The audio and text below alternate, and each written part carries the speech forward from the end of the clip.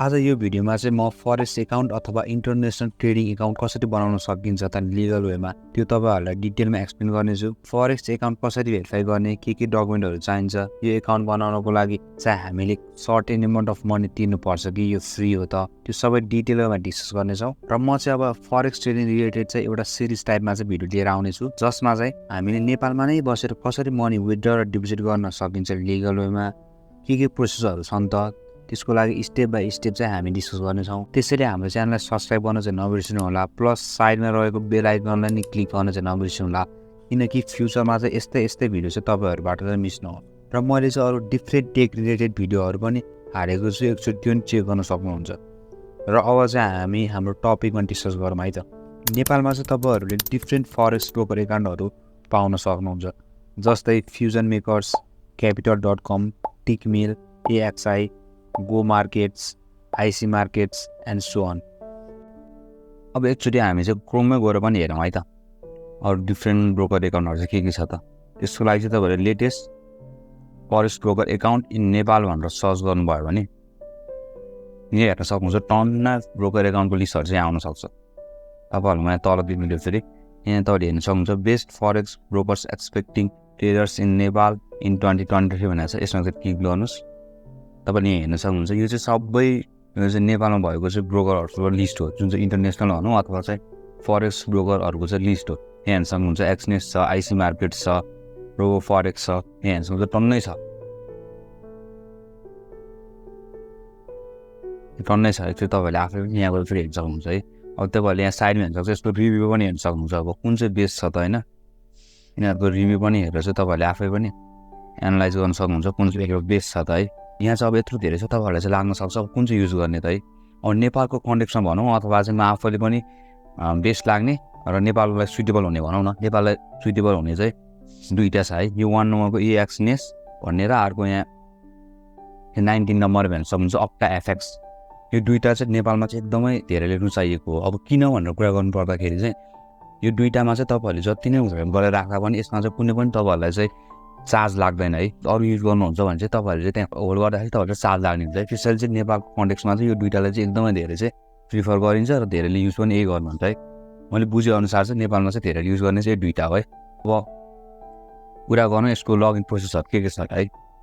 अब फर्स्टमा हेरौँ हामी एक्सनेस, यसको लिङ्क चाहिँ तल म डिस्क्रिप्सन बक्समा पनि राखिदिन्छु, तपाईँहरू चाहिँ त्यहाँबाट सिधै यो वेबसाइटमा हिट गर्न पनि सक्नुहुन्छ, अथवा तपाईँहरू सिधै क्रोममा गएर xnex.com भनेर सर्च गर्नुभयो भने पनि तपाईँहरू सिधै यसको वेबसाइटमा चाहिँ आउन सक्नुहुन्छ है त। तपाईँहरूले यहाँ ओपन एकाउन्ट भनेर देखिरहनु भएको होला, तपाईँहरूले यहाँ क्लिक गर्नुहोस्।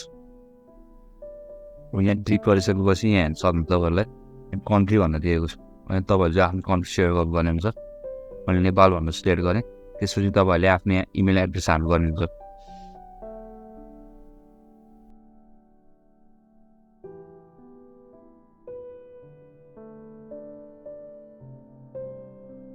त्यसपछि तपाईँहरूले यहाँ पासवर्ड हाल्नुपर्ने हुन्छ। पासवर्ड हाल्दाखेरि चाहिँ तपाईँहरूले चाहिँ 8 to 50 क्यारेक्टर हाल्नुपर्ने हुन्छ, जुनमा चाहिँ तपाईँहरूले चाहिँ अप्पर केस र लोवर केस भने क्यापिटल लिएर प्लस स्मल मिक्स हुनु पऱ्यो, र नम्बर र इङ्ग्लिस लेटर भनौँ अथवा नम्बर लेटर पनि दुइटै मिक्स हुनु पऱ्यो। अब त्यसपछि तल हेर्नु side declare and confirm that I am not citizen not student of the year चाहिँ फर ट्याक्स पर्पज भन्नुहोस् है। यसमा क्लिक गरेर अब यो कन्टिन्यूमा क्लिक गर्नुहोस्। अब यहाँ हेर्न सक्नुहुन्छ तपाईँहरूले चाहिँ दुईवटा अप्सन भनिदिनु, चुज ट्रेडिङ एकाउन्ट भनेको छ डेमो र रियल। हामीले चाहिँ रियल एकाउन्ट चाहिँ चुज गर्ने, त्यसैले हामीले रियल एकाउन्टमा क्लिक गरौँ है त। अब क्लिक गरिसकेपछि तपाईँहरू एक्सनेसको अफिसियल वेबसाइटमा भनौँ अथवा यसको ड्यासबोर्डमा पुगिसक्नु भयो। अब तपाईँहरूले चाहिँ यहाँ हेर्न सक्नुहुन्छ, यहाँ माई एकाउन्ट छ, यहाँ साइडमा हेर्न सक्नुहुन्छ माई एकाउन्ट छ, डिपोजिट विथड्र ट्रान्जेक्सन हिस्टोरी, यहाँ एनालाइटिक्स छ। यसको चाहिँ म पछि कुरा गर्छु है, अहिले यसमा म गइनँ। तपाईँहरूले अहिले म लगइन गर्ने ताकि चाहिँ तपाईँहरूले चाहिँ एउटा कसरी चाहिँ भेरिफाई गर्न सक्नुहुन्छ त्यो मात्रै कुरा हुन्छ है। अब तपाईँले यहाँ साइडमा देख्नुहुन्छ कम्प्लिट प्रोफाइल, तपाईँहरूले यहाँ क्लिक गर्नुहोस्। अब क्लिक गरिसकेपछि अब यसमा चाहिँ तपाईँहरूले केही गाह्रो छैन, मैले यसको फर्दर प्रोसेस तपाईँहरूलाई बताएन है। म तपाईँहरू अब यसमा के गर्ने भन्नु मात्रै देखाइदिन्छु। यहाँ आफै मेरो चाहिँ अब मैले अलरेडी मेरो नम्बर पनि रजिस्टर भइसकेको छ र मेरो आइडी पनि चाहिँ रजिस्टर भइसकेको भएर मैले फेरि गर्न मिल्दैन, त्यही भएर तपाईँहरूलाई चाहिँ अब यहाँ के गर्ने मात्रै बताइदिन्छु है। म तपाईँले यहाँ भेरिफाई इमेलमा यहाँ सेन्ड मी कोड गरेर चाहिँ तपाईँहरूको चाहिँ मेलमा कोड आउँछ, त्यसरी यहाँ हाल्नुहोस्। त्यो हालेपछि भयो भने फेरि तल भेरिफाई फोन नम्बरमा पनि आफ्नो फोन नम्बर हालेर भेरिफाई गर्नुहोस्। अनि पर्सनल इन्फर्मेसनमा चाहिँ तपाईँहरूले चाहिँ के माग्छ भन्दाखेरि तपाईँलाई आइडी कार्ड, पासपोर्ट अथवा जुनबाट गर्दा पनि तपाईँले हुन्छ। अन्त हाम्रो अर्को ब्रोकर एकाउन्ट रहेको छ अप्टा एफएक्स है, यसको नि तल म लिङ्कमा राख्नेछु, अथवा तपाईँहरू डाइरेक्ट क्रोममा गएर optaFX.com गर्नुभयो भने तपाईँले यो वेबसाइटमा पुग्नुहुन्छ है। त्यसको लागि पनि तपाईँहरूले चाहिँ क्रोमको चाहिँ इमेल पासवर्ड हाल्नुपर्ने हुन्छ।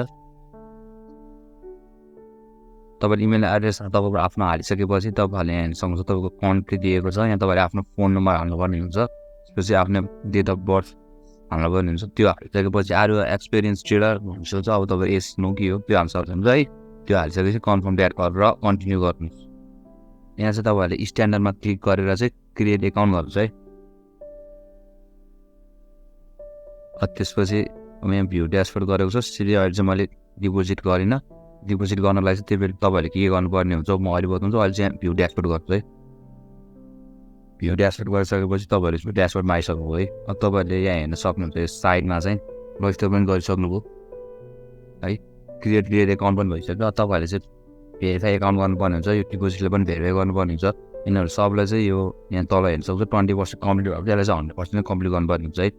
यसरी किन गर्नुपर्ने हुन्छ भन्दाखेरि तपाईँहरूले चाहिँ यसमा चाहिँ विथड्र र डिपोजिट गर्दाखेरि चाहिँ यो एकाउन्टले चाहिँ तपाईँले भेरिफाई गर्नुपर्ने हुन्छ। अब भेरिफाई एकाउन्ट गर्नको लागि तपाईँहरूले के चाहिने हुन्छ भन्दाखेरि मैले यहाँ चाहिँ भेरिफाई एकाउन्टमा चाहिँ क्लिक गरेँ है। यहाँ हेर्न सक्नुहुन्छ तपाईँहरूले।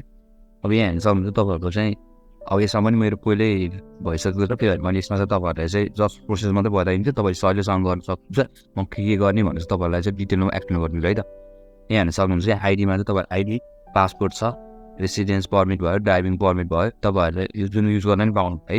अब यहाँ तपाईँहरू चाहिँ फ्रन्ट साइड र आफ्नो रिभर्स साइडको चाहिँ त्यो अब तपाईँले कुन चाहिँ हाल्नुहुन्छ है, सिटिजनसिप हाल्नुहुन्छ अथवा पासपोर्ट हाल्नुहुन्छ, त्यसको चाहिँ ब्याक साइड र फ्रन्ट साइड डुबेको चाहिँ यहाँ क्लियर फोटो चाहिँ अपलोड गरिदिनुहोस् है। तपाईँले स्क्यान गरेर हाल्दै हुन्छ अथवा फोटो खिचेर हाल्दै हुन्छ। यहाँ चाहिँ हेर्न सक्नुहुन्छ file in JPG format 10 MB भन्दा चाहिँ माथिको चाहिँ गर्नु हुँदैन है, त्यो एकचोटि यहाँ पढेर गर्नु सक्नु।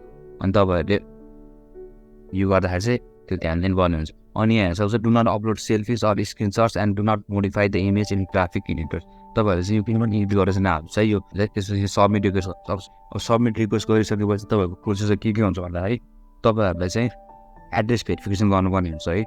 तपाईँले आइडी भेरिफिकेसन त गरिहाल्नुहुन्छ यहाँबाट, त्यसपछि तपाईँले एड्रेस भेरिफिकेसन गर्नुपर्ने हुन्छ। त्यसको लागि चाहिँ तपाईँहरूले चाहिँ ब्याङ्क स्टेटमेन्ट चाहिने हुन्छ। त्यो चाहिँ हामीले ब्याङ्कमा गएर मेरो 1 मन्थको झिक्दिनु ब्याङ्क स्टेटमेन्ट भनेर भन्यो भने तपाईँहरूले चाहिँ झिकिन्छ ब्याङ्कले। त्यही चाहिँ तपाईँहरूले चाहिँ स्क्यान गरेर अथवा चाहिँ फोटो खिचेर चाहिँ यहाँ अपलोड गर्नुहोस्। त्यो गरिसकेपछि होटिन तपाईँको 24 आवरमा चाहिँ हुन्छ। अब अप्टा एफएक्समा पनि त्यही हो, मैले भने जस्तो त्यही हो। तपाईँहरूले अब एक्स नेक्स्टमा पनि त्यही हो। यहाँ अघि पनि एक्सप्लेन गरेछु नि, भेरिफाई इमेल गर्नुहोस्, कोड आउँछ, फोनले भेरिफाई गर्नुहोस्, पर्सनल इन्फर्मेसन, त्यसै गरी तपाईँहरू चाहिँ क्लियर आफ्नो आइडी चाहिँ हाल्नुहोस् है। तपाईँहरूले यसको एकाउन्ट खोल्न त के हाल्नुभयो, धेरैजनाले आफै पनि गर्न सक्नुहुन्छ, त्यो सजिलो छ है। अब मेन कुरा के आउँछ भने डिपोजिट चाहिँ कसरी गर्ने त है। अब डिपोजिट गर्नुलाई यहाँ हेर्न सक्नुहुन्छ बाइनेन्स पे छ, बिटकोइन छ, यिनीहरू सबै नेपालमा इलिगल छैन। डिपोजिट गर्नलाई तपाईँहरू पहिला यो आफ्नो आइडी भेरिफाई गरिसकेपछि मात्रै तपाईँहरू डिपोजिट गर्न सक्नुहुन्छ। त्यसको लागि चाहिँ म अर्को छुट्टै भिडियो लिएर आउँछु। अब यो दुईटामा तपाईँहरूलाई चाहिँ जुन बेस्ट लाग्छ तपाईँहरूले त्यही चुज गर्न सक्नुहुन्छ है त। तपाईँहरूले चाहिँ यो कस्तो लाग्यो, मन पऱ्यो भने चाहिँ सेयर गर्न नबिर्सिनु होला। र तपाईँहरूको चाहिँ केही क्वेसन छ भने चाहिँ तल कमेन्ट बक्समा चाहिँ कमेन्ट गर्न नबिर्सिनु होला।